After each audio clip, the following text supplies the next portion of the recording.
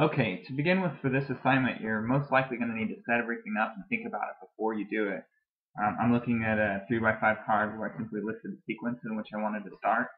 And before I do that, I just want to show you all the windows that I have open. A good source would be to look at the PowerPoint that was created, the presentation, so you can skim through the assignment and the terminology that you're going to need to use.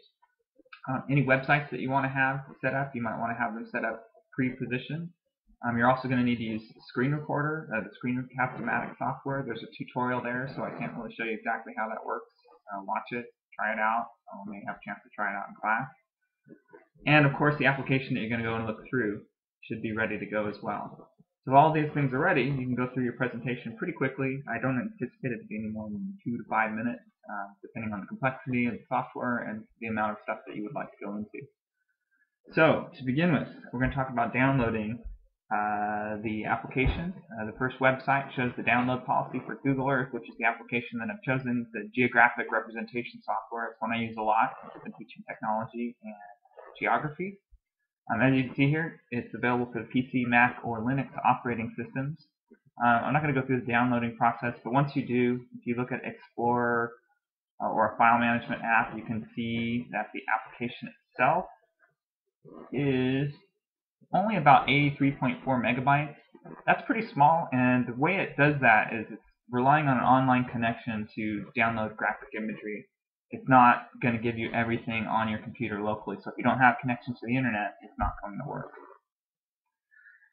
Moving on to the launch icon, which you can see here. It's a simple button. When you push it, it launches Google Earth, and you get this user interface. Starting with the top, there is a menu bar, and it allows you to do all the file options. There's a lot of editing options, view options, which are checks and no checks, including some possible pop-up menus, tools, padding, and help, which we'll get to later, but there's a lot of online resources for help. You also have a toolbar across the top, and if you scroll slowly, you can see all the names of the tools. And each one of those has something that it does with the application. I'm not going to have time to demonstrate all of them. On the side, you have navigation toolbars, kind of a slider joystick. I don't know what that's called exactly, but this is a slider definitely. It allows you to zoom in and out. So these are your navigation tools. And on the bottom, you have a status bar. And the status bar shows you a lot of the geographic information like latitude, longitude lines down to degrees, minutes, and seconds, elevation in feet or in meters, etc. On the left, you have a sidebar, which is broken down into 3 different areas. There's a search bar with a search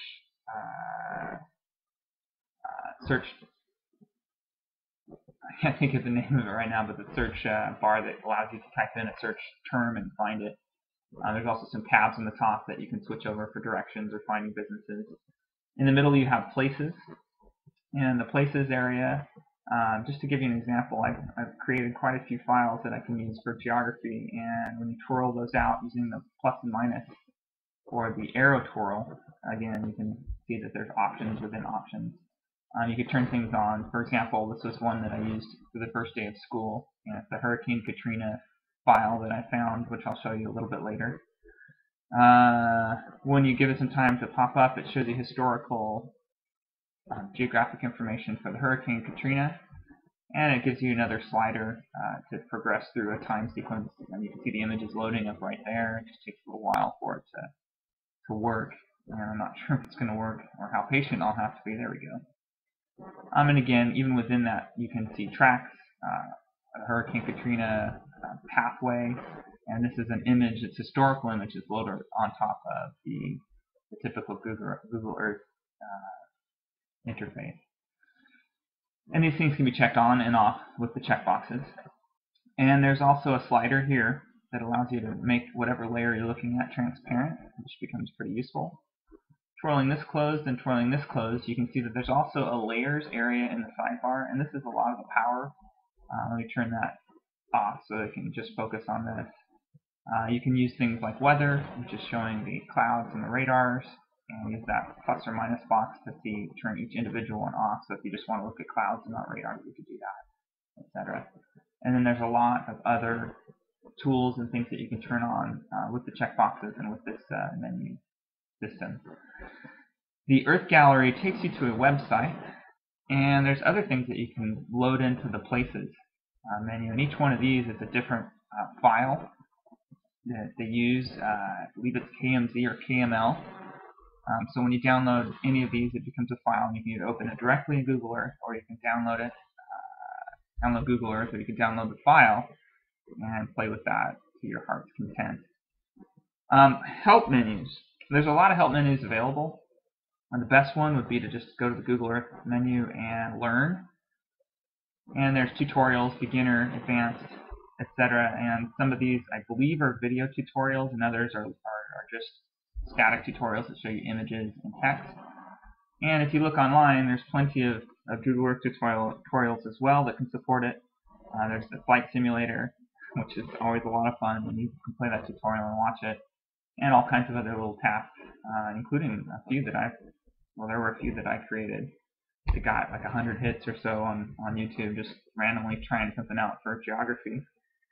And of course, in the Google Earth menu itself, there's also a help menu that you can explore a little bit more fully. My evaluation of this application is that it's a powerful tool. It's good for geography or for looking around the world. Typically, wherever I travel, I'll use this to explore the location a bit. And easy to use. All the tools are pretty easy to figure out quickly. There's a lot more to it than most people realize, because they usually just look at their house and go, ooh, that's kind of cool. But there's a lot of things that you can learn from that, even in the More section or in the gallery section. For example, earthquakes. If you're interested in earthquakes, you can zoom in on that.